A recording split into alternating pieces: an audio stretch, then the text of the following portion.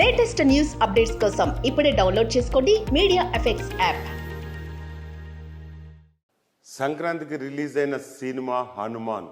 ఇది అందరికీ కాదు, ప్రపంచవ్యాప్తంగా ఈ సినిమా గురించి తెలిసింది. కేవలం 24 కోట్లతో నిర్మించిన చిత్రం దాదాపుగా 300 కోట్ల వరకు కలెక్షన్ చేసింది. ఇంకా విజయవంతంగా వరల్డ్ వైడ్ రన్ అవుతుంది థియేటర్లో. ఈ సినిమా యాక్చువల్గా మార్చి 8 అంటే శివరాత్రి రోజు స్ట్రీమింగ్ అవుతుంది అనుకున్నారు టీవీలో, కానీ కాలేదు.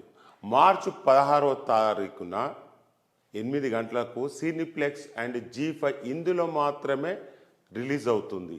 అంటే ఓటీటీకి ముందే టీవీలో టెలికాస్ట్ అవుతుంది. కానీ మన తెలుగు ప్రజలు అందరూ మార్చి 8 శివరాత్రి రోజు టెలికాస్ట్ అవుతుంది అనుకొని ఊహించుకున్నారు, కానీ కాలేదు. కానీ అది ఎప్పుడెప్పుడా అని ఎదురు చూస్తున్నారు.